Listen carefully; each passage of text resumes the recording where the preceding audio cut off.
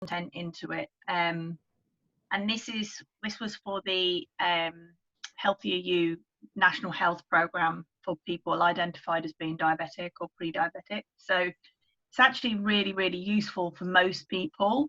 And it was a 7-week nutrition, a 4-week activity, and a 4-week behavioural change course that lasted 9 months.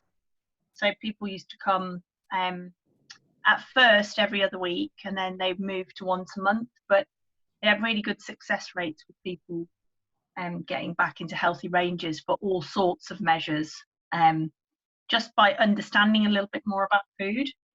So if we skip through, Katie, can you see slide 7 with the Eat Well guide? Because I thought we could start there, being as you and I were talking about it. Right, so this one, you may or may not have seen this before. This is what the government currently work on to help us. It's really confusing, actually, to help people understand. Look at the state of that. Yeah, and also this is not a plate. So, I was talking about last week, plates and portions. This almost looks like a plate, but it's not. This actually represents a week. So it's just like non-relevant to people, because you're like, what? See, how misleading is that? Yeah, it's really bad. And most countries have something similar that is as misleading. So, yes, if you look, I suppose you could say, well, if it's for a week, then if I just had every plate like this, then it would be relevant. The fact that they've got quite a lot of the plate with fruits and veggies, but remember that at least half your plate should be filled with vegetables in every meal. They've got a dairy section. You can see that's the blue section. They've got a protein section, which is the pink one to the left of the dairy. And then you've got your carbohydrates. So yes, if people only had that many carbohydrates per week as a ratio, then that would be okay, but they don't. Then the really, really inaccurate, very, very old-fashioned, we're going back about 40 years now for the research that they've used to put this together, is the oils and spreads, which is actually foods and not food group.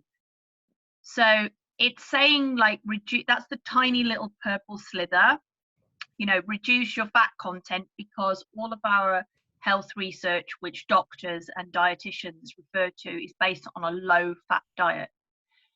And that's just nonsense, because we know that a low fat diet doesn't work. We know that results in people having way more carbohydrate, and in particular way more sugar. If you look at organizations like Slimming World and Weight Watchers, they have always been based on a low fat diet.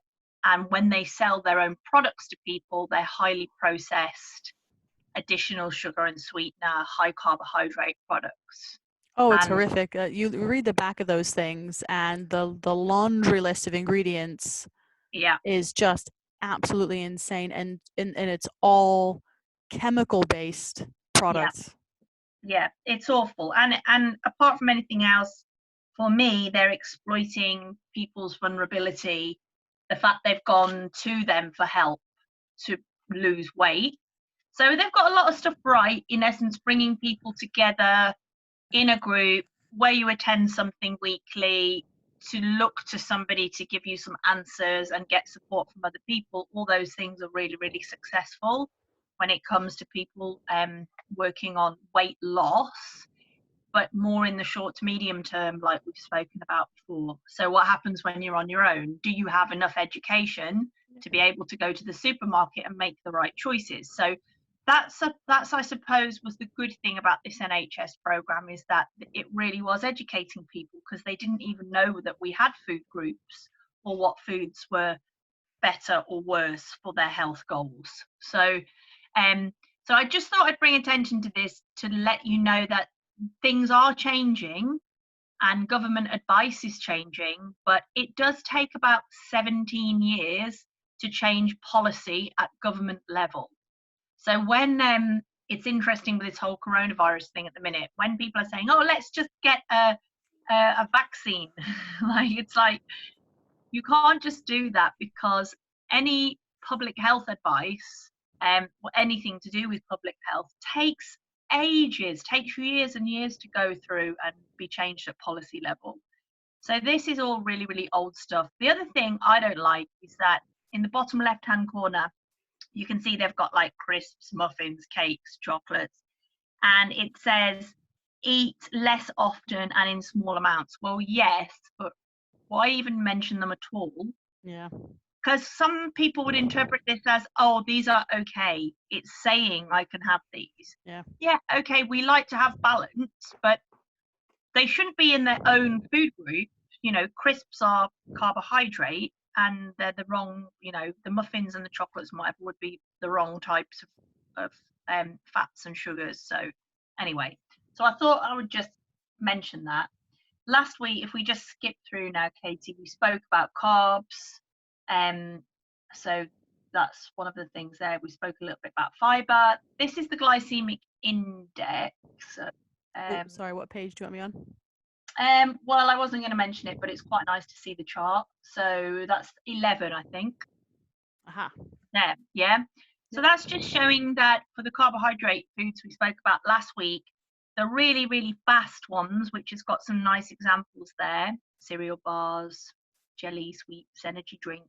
So different types of rice go through at different rates. Jasmine is the fastest. Mashed potato, melon as a fruit, and white refined highly processed bread. So they would be the pink line. They go in really quickly all of a sudden to the bloodstream, and then you have a massive dip where you feel like, oh God, I've got no energy, I feel awful. And I think I mentioned last week, it's like drugs. It's like the effect that drugs have. Quick high and then crash down and have a big low.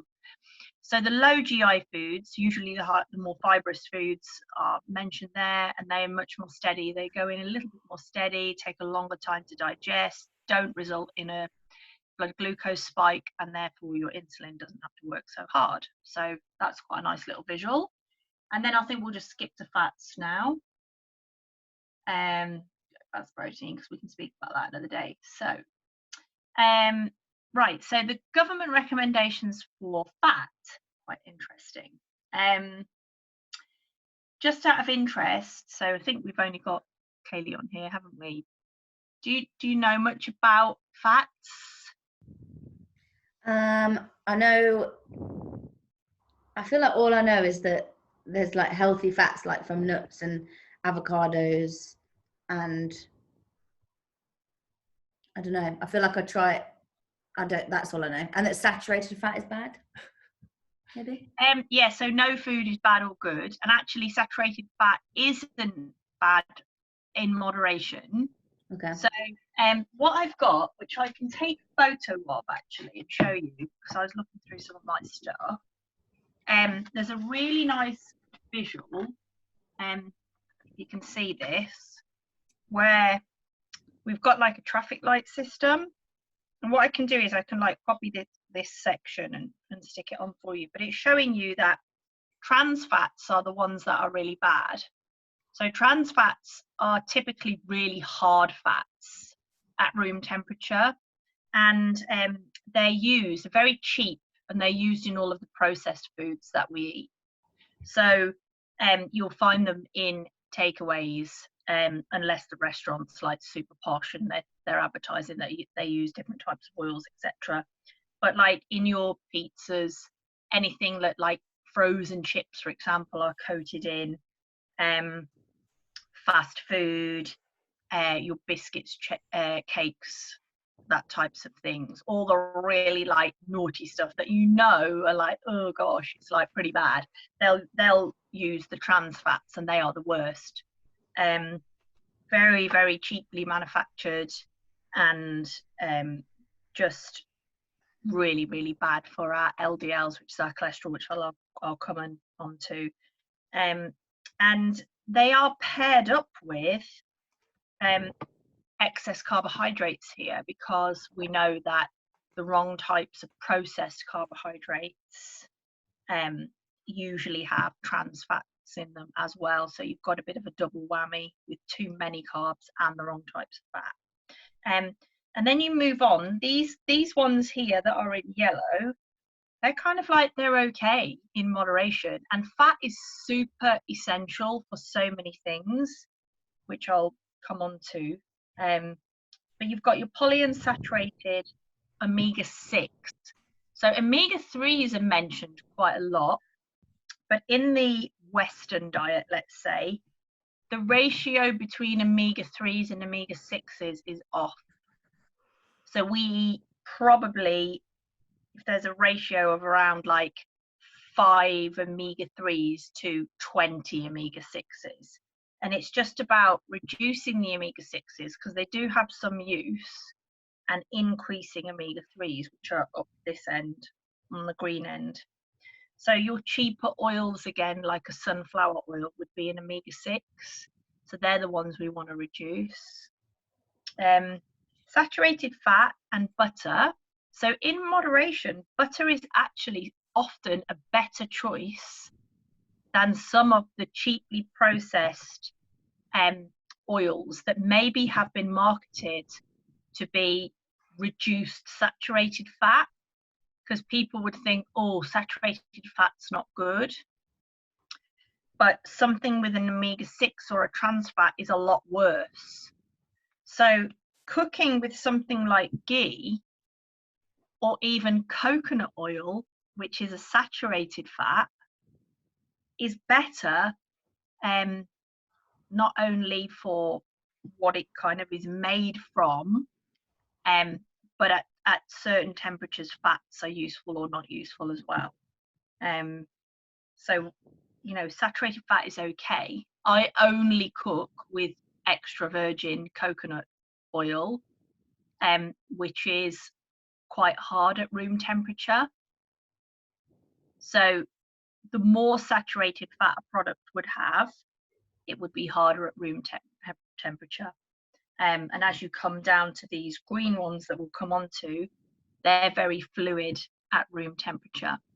But yes, something in moderation, like a butter or a coconut oil or a ghee, it can be better, and it's okay in moderation. Then you've got dietary cholesterol, not to be confused with high cholesterol that sometimes people are diagnosed with.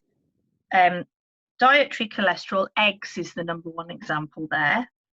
And then we've got really, really good here, our polyunsaturated omega-3s, so oily fish, nuts and seeds. And then king of the crop, monounsaturated fats, which would be your olive oil. But again, they do have a purpose, because you wouldn't want to use olive oil, even if it is extra virgin, to cook at high temperatures, because its smoking point is very different, and there is some research about fats being carcinogenic, potentially linked to cancer, if you're not cooking or using them in the right way. So I can, this is quite a nice little visual, which I can take a photo of on my phone. I can send it to Katie and she can use it. So fats are pretty high in calories. I'm just going to have a look and see how that's. Can I quickly ask a question? Yeah, of course, yeah. I pretty much only cook with extra virgin coconut oil as well.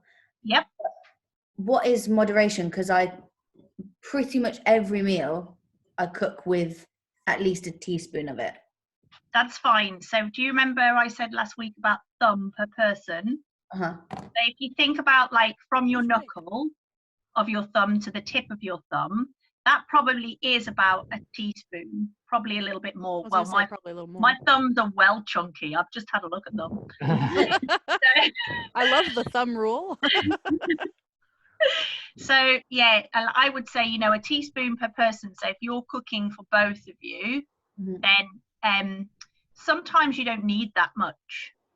Depends. Like I would use like a thumb size for the both of us when I'm cooking, and depending on what type of pan and stuff you've got. but that is like really good moderation.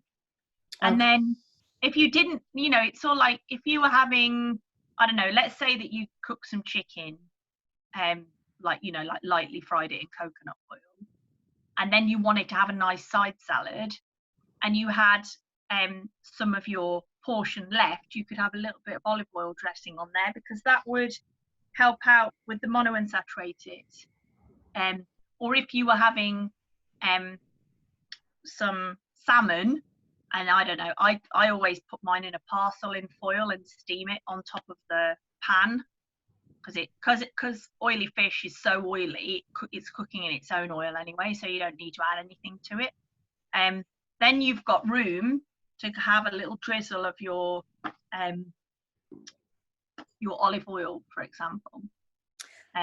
What about things like seed oils, like sesame seed? Yeah, again, if they're runny, the rule of thumb is if they're runny, use them as dressings. Okay. Rather, like, don't cook with them. And that's nothing to do with what's going in terms of your fat levels that you're accumulating.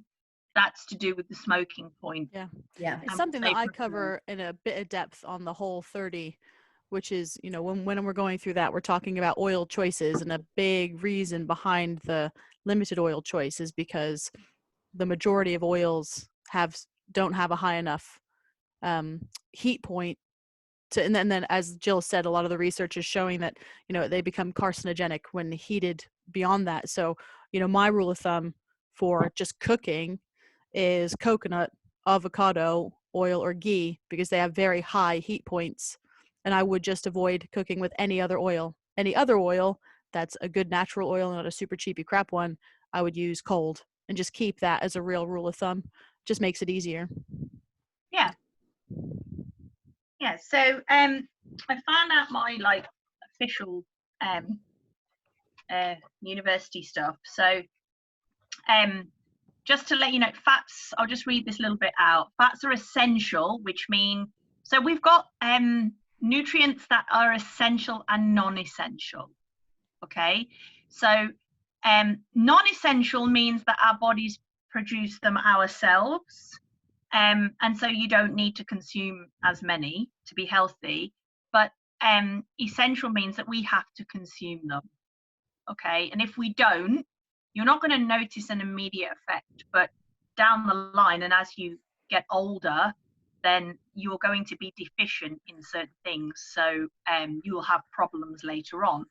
So fats are essential, which means we have to consume them for insulation, cell construction. So we spoke about cells and energy last week, but they wouldn't even be able to manufacture themselves, if you like, without fats. Immune function, very, very important at the moment, and hormone function, to name a few functions in the body.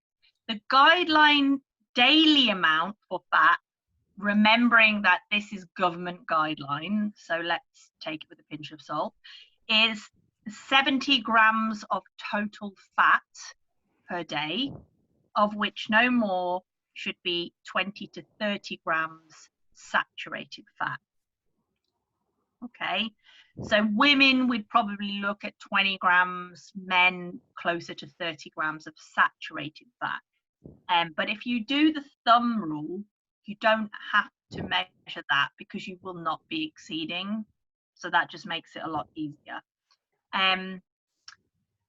Fats should be eaten in smaller quantities as they are energy dense. So like I said, in terms of calories, fats as a group come in at 9 calories per gram. So if you look at alcohol is 7. Of course I know that. And carbohydrates and protein are both 4. So you can see that fats is like double. But we don't eat them in the same quantities anyway. Well, if you're eating a lot of highly processed food and takeaways, then yes, you'll be exceeding. But if you follow, like, looking at the plate that we spoke about last week, for example, and the thumb, you're fine. They are very important to help the body absorb and store vitamin A, vitamin D, vitamin E, and vitamin K. They are fat-soluble vitamins, and we won't get them in unless we are consuming fat. Let's just think about how important vitamin D is for a minute. Yep. And why so many people in this country, or in many of countries, are, you know, vitamin D deficient. Probably not just because they aren't getting enough of it, but because so many people are still adhering to this concept of low fat, which means that when they are exposed to or given vitamin D, they're not going to be able to absorb it as well, right? Because they're not having that fat to help. And also, like, vitamin A has a lot of association with eye disorder and retina disorder. So, you know, without getting the right types of vitamins in, you know, you're going to have poorer, potentially, eye health. So fat is included in foods when it's manufactured to improve the taste. And if you remove fat from foods, you have to replace it with something. So any foods that are advertised as low fat will have additional sugar or artificial ingredients. Chemicals. Yeah, and sweet artificial sweeteners. I like to think of low fat thing as chemical shitstorms. Yeah, it's crap, basically. Everything with low fat, and it just usually is full of really bad stuff. So often a full fat food is more satisfying than a low fat version. So for satiety and keeping you fuller for longer, good fats, particularly plant-based fats, are a good choice. So one of the little tips that I always have for people that say that maybe they're snackers or really hungry just before bed, in order to get better sleep quality, you don't want to be eating just before bed. So something like having a heaped spoon of peanut butter, real peanut butter that doesn't have like nasty palm oil in it, just has like peanuts and that's it. It will help you be full without disturbing your sleep. And it's just really good to take away a craving. You know, a little bit of mashed avocado is also really, really good. And so putting a bit of mashed avocado on like a bit of chicken or whatever and having that as a snack, it's a good fat on top of a protein, which is going to keep you a lot fuller for a lot longer, way better than a carbohydrate would.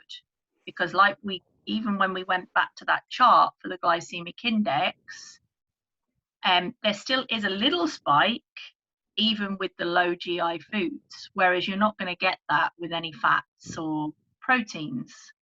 Okay. Just want to read through this and see if anything. It's worth. Go on. I was going to say, I like to think of. I think people get a little scared by the whole, you know, fat is more calorie dense thing, because people are like panicking about using up calories. So it's how Weight Watchers works, isn't it? You've got a certain amount of blocks, or well, no, who's that? That's Slimming World. I don't even know. You get numbers, right? A certain amount of points, and points essentially equates to calories, and you want to save that for things that you really want to eat. And so like on Slimming World, avocados are more sins than a piece of cake, which is ridiculous. But you get this stressed out and caught up in the idea of calories. But if you think of fat as fuel and as good quality fuel, you don't need to have as much of it to have the energy you need, because calories are really energy, aren't they? Mm-hmm. So people need to stop thinking about that as it's taking away from my food volume potential, because I don't need as much of it to feel full and also to have energy to do things. So I just like to I like to try to change how we look at the whole scenario. It's, the fats are great fuel. You don't need as much as Jill said you would if you were trying to get that same amount of energy or fuel from carbs. Yeah, well put. Thanks. So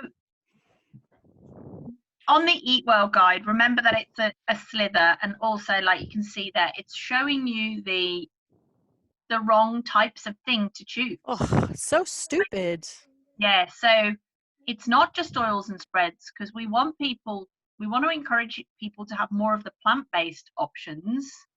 And the ones that they're showing there ultimately should, if we went back to the Eat Well guide, should be on the bottom left with the crisps, sweets, chocolates, etc., to eat less of, like in a minimal portion or whatever throughout the week. And then in this picture, they should be showing the avocado and the nuts and seeds, and the olive oil, oily fish. So it's all about measuring and just choosing the right ones. I'm just trying to think, there's probably some other like nice things in here. There's an explanation of what's inside the omega-6s, aldehydes, which are the bad guys, the cholesterol. Here, I'll just tell you what I've got here. So this is like the information that the government were using when they first started to look at diabetes, and this is like the education. So saturated fat and dietary cholesterol are not detrimental to health when eating as part of a real food, i.e. plant-based options, or have been minimally processed. In fact, saturated fat has been shown to increase levels of the HDL particles, known as the road sweepers, which I'll come on to, and have been shown to be protective against cardiovascular disease. So there is research out there which the government are recognising to say that sometimes these things are improved. No food contains just one type of fat, okay? So a little bit like our food groups, like let's look at an almond, for example. It isn't just fat. It has some protein, but because it has more fat, we classify it as a fat, but it does have some protein as well. And the same goes for all of our fats. They will have a little bit of saturated, a little bit of mono, a little bit of poly, depending on their source. But we look at what they have the most of, and that's the category that we give them. High saturated fat and or dietary cholesterol options include butter, eggs, full fat milk and dairy, shellfish and fatty meats. These foods have not been shown to be detrimental to health, with growing evidence suggesting that dairy fats in particular may be protective against a number of long-term health conditions. As far as is possible, it's preferable to purchase from sources where the animals have been left to roam pastures, as this further improves the nutritional profile. Factory farm animals tend to live in confined spaces and are often fattened, wait for it, on grain and injected with antibiotics and steroids.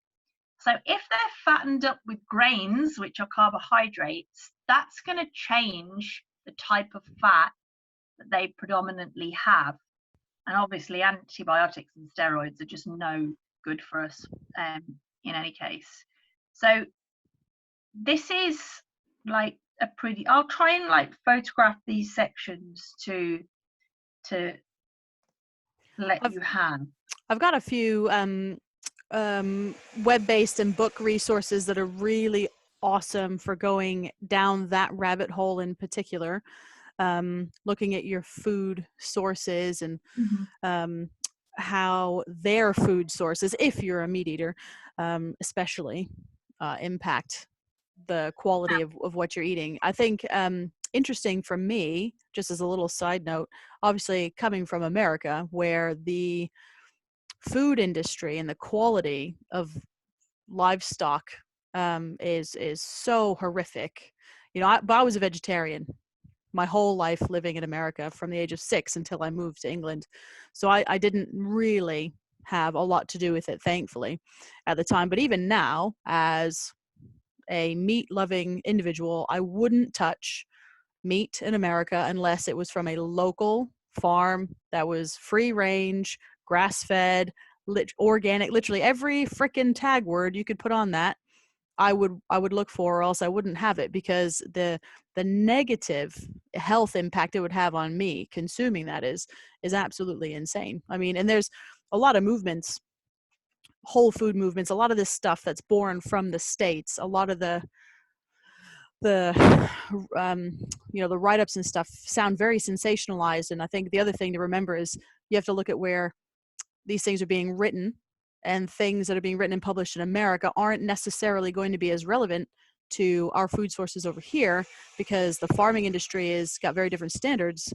So you read a book like The Omnivore's Dilemma, or you watch a program that's based on farming industry in America, and you shouldn't necessarily let that jade your view of meat products over here. It just makes you aware of looking at what's happening over here. And we're very lucky in the UK that you don't have the mass feeding farms. Farming is still done, for the most part, very ethically and very well, especially when you compare it to what happens in America. So it's a really interesting subject.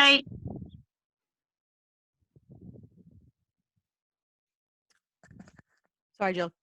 Yeah, if you want to and you can afford to, I'd say all dairy should be organic, and I would say better to have full fat organic, particularly for dairy, if you consume dairy, and again, if you can source your protein from local farms that have a good reputation, then again, that's the route to go down, but it is a lot more expensive.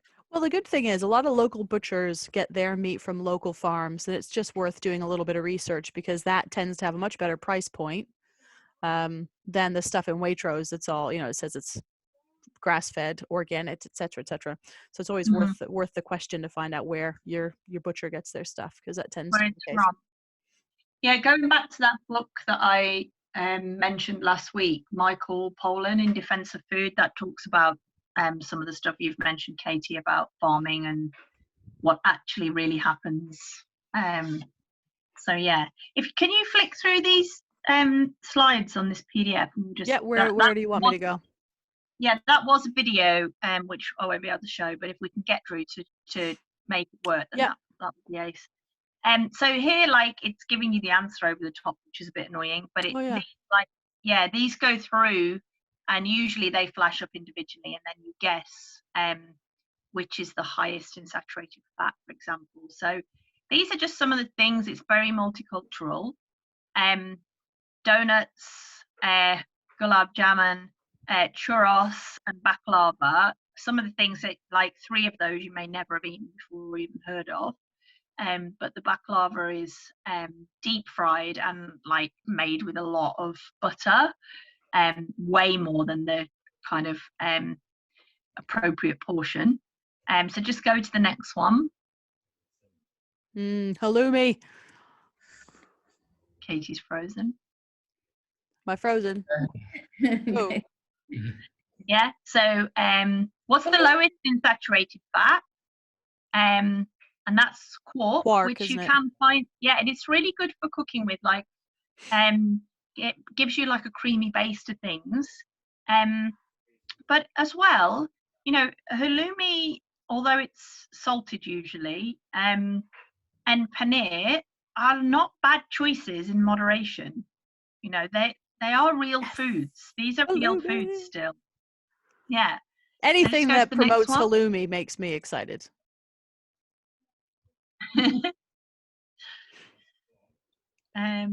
So deli meats. So we've got there what would be the lowest in fat, and the roast topside is the answer. Chorizo is pretty high in fat, and it's really highly processed.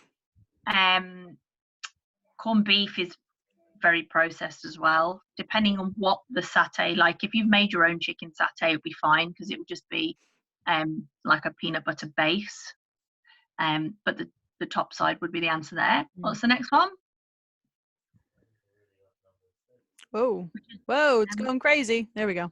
Which is the highest in saturated fat? So you've got lard, coconut oil. You've got you've got coconut oil. I'm just trying to think what you can't see it so like that. You've got butter and you've got lard. Lard, yeah. So interestingly, no, the coconut oil is the highest in saturated fat, but again, we use it, we use it really sparingly, like we said, when we're cooking, so that's fine.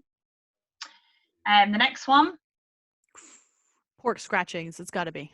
Yeah, it is. And like, okay. They're my favorite as well. I really like, and you can get some really good ones now that hardly have any ingredients. Like that is my guilty pleasure, pork scratchings. So yeah, the next one just says which is a source of saturated fat. Have you got that one? No, that was the last. Yeah, so you've got a choice of. Oh wait, there we go. Sorry. Yeah, yep, it's cottage pie, lasagna, moussaka, and meatballs. And remember, the question is, are a source of saturated fat. So that's why it's all of them, because they all have a little bit of saturated fat. Tricky. So yeah, so that's kind of what I would say. Have you got any questions about fats? I don't think so. Yeah, I think most people think that fats are bad. Yeah. When they're really not. Like we said, they are essential for a lot of the functions in the body. Yeah. I mean, I've come across, I don't know about you, Jill, but I've come across a fair amount of research in the last couple of years that's looking at, the increase in things like dementia and brain degenerative disorders, and linking that to our shift societally from to a low fat diet, suggestions, government guidelines. Yeah, I think that's probably what I know about these types of things is I think it's not having enough of the right type of fat in order to protect and produce cells, but also because we've opted for low fat, high carb, and also most people having really, really significantly increased their sugar intake. Yeah. So before the fizzy drink kind of levy, and before government started to look at how much sugar people were actually consuming, not only does that contribute to obesity, which contributes to a lot of other health issues, but there is a lot of research about gut microbiome and what sugar is potentially doing to some of the species that we have in the gut. And those have a direct link to brain. There's a two-way communication between gut and brain, whereas the spinal column only has one-way communication down, brain down. So it's probably a lot to do with an imbalance within the gut, and having too much sugar in there does seem to contribute to mental health issues, depression, anxiety, stress, and we're looking now at dementia. So it's probably like a whole host of things. Oh yeah, absolutely. I mean, not I wasn't suggesting it's just fats and reduce them. It's everything that's come along with that.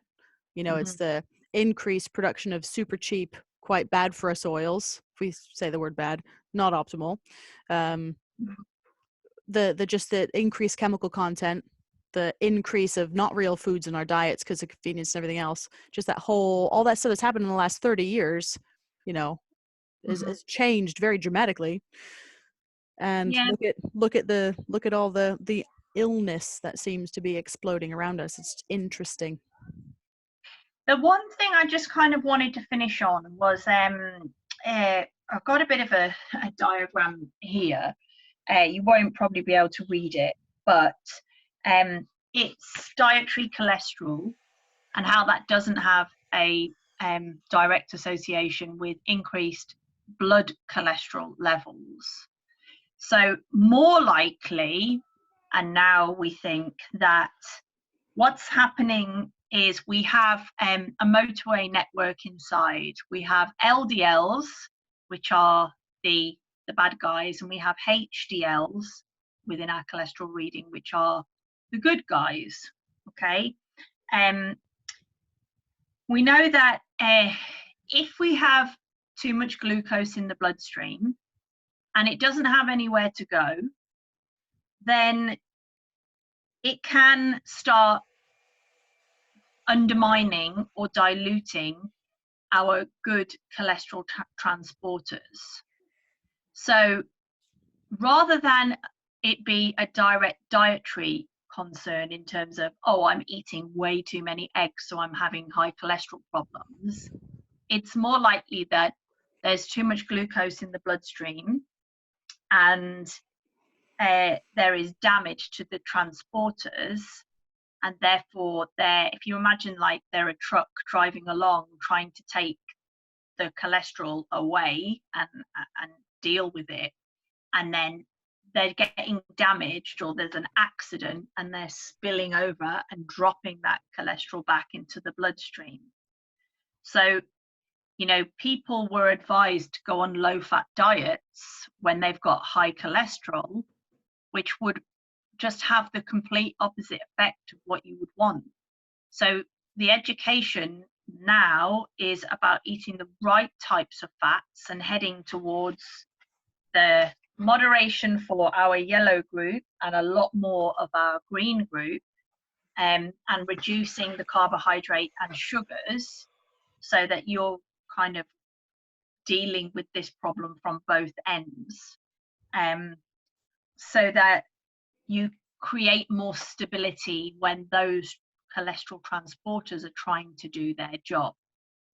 And I feel like I probably have quite a high fat diet in terms of the right types of fat.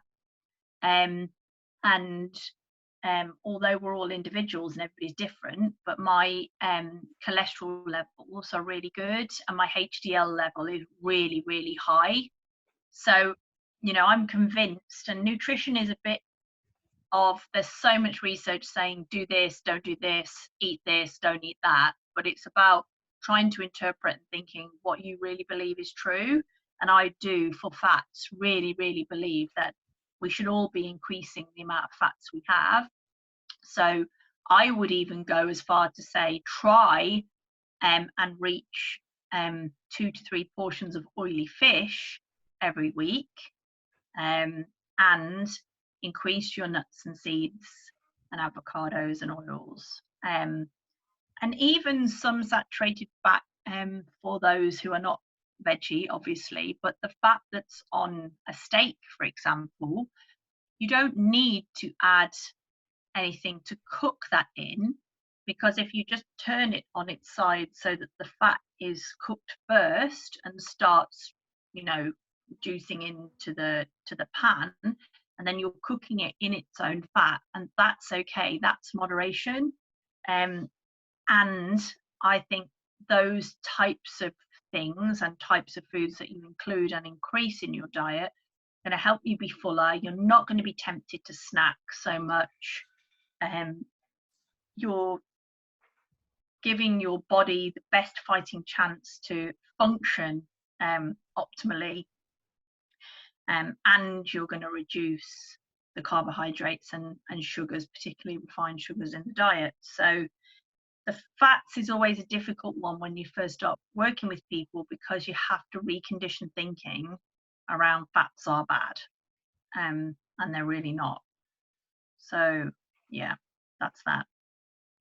Yeah, I feel very strongly about that also.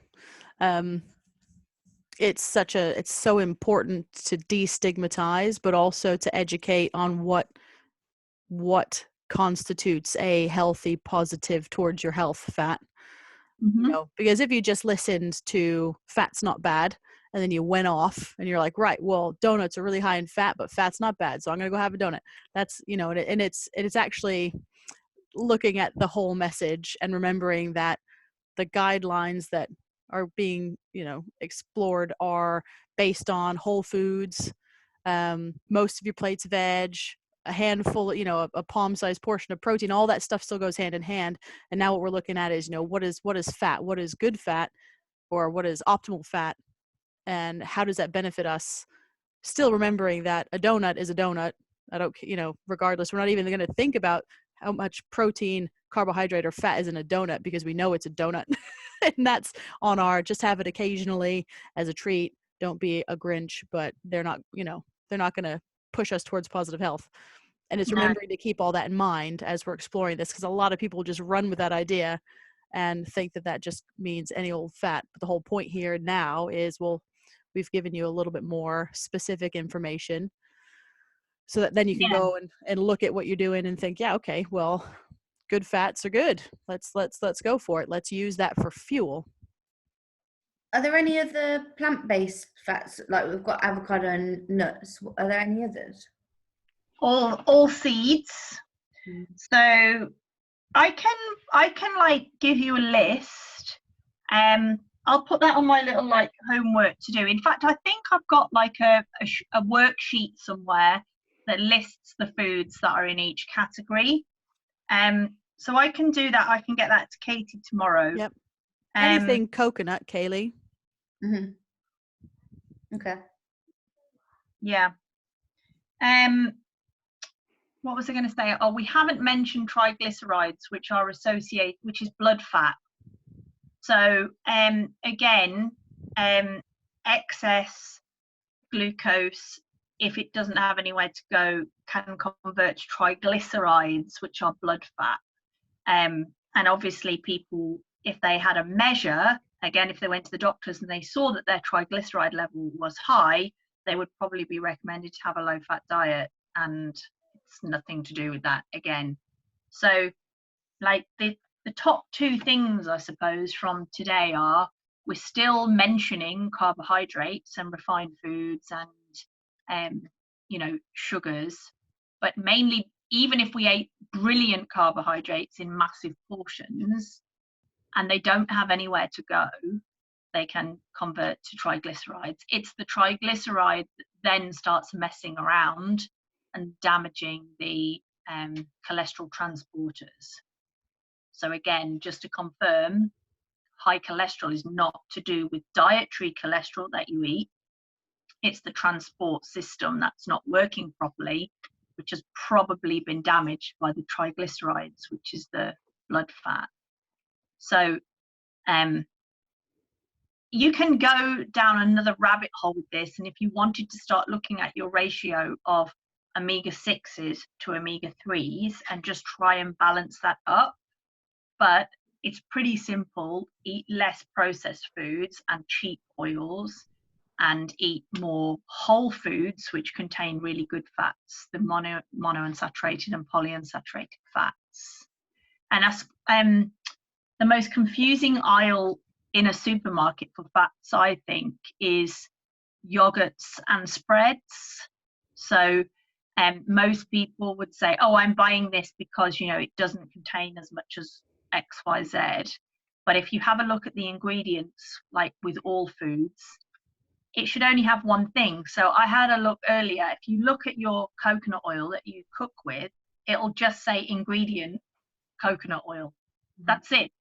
The only processing it's had to go through is to get it from the coconut into a jar so that you can take it home without it being all over your body, or you're having to do your own coconuts somehow. So yeah, if you look at some margarines and spreads, they've got loads of things in, probably things that you can't pronounce. Oh my God, don't even get me started on margarine. Yeah. Don't do it. A little bit of butter would be better than a lot of margarines out there. I mean, a lot of margarine has petrol in it. Petroleum. Why would you do that? I don't understand. Even the olive oil, even the ones that are advertised as olive oil, if you have a look at the ingredients, I mean, you could spend, a significant amount of time down that aisle in the supermarket, just going, like, looking at things and comparing, is this better than this? Yeah, this has got 10 ingredients, this has got 4, but hold on a minute, this has only got 1. Yeah. And there is always like a swap that you can make. Absolutely. Anything that's a real food, like an avocado, you've not added anything to it, or nuts, unless they've got seasoning on or something, or they've been roasted or whatever. But it's, choose more of that type. And when people ask about nuts, I always say, like, I just had a little like cup. This is like a little cup, and I filled it up halfway. But like your nuts could fit in your palm, a bit like our protein source. I did actually work it out specifically for almonds once, and it's like 13 almonds. 13 or 15, isn't it? Yeah. Would be a good portion. But you don't really need to start counting and looking at all those things. You know, it's like it's just not taking a massive hand out the bag and thinking that's okay. So yeah, I've got a few things that I can put together, and what I'll do is I'll try with this video, Katie, to try and share it with you. It would be really good for people to see. Absolutely. Why fats are useful and kind of what happens within the body for those. It's just the file is so big. Yeah. Well, if we've got a little bit more time to get it transferred over, even that way, then I'll be able to do something with it my end and share it with everybody. Yeah, cool. Any other questions? No. Nope. I made some cashew and coconut butter, and it's lovely. How was it? Yum. We had it on pancakes this morning. Oh, I saw your photo of your pancakes actually. That was ace. And what did you use to make the pancake? Bananas,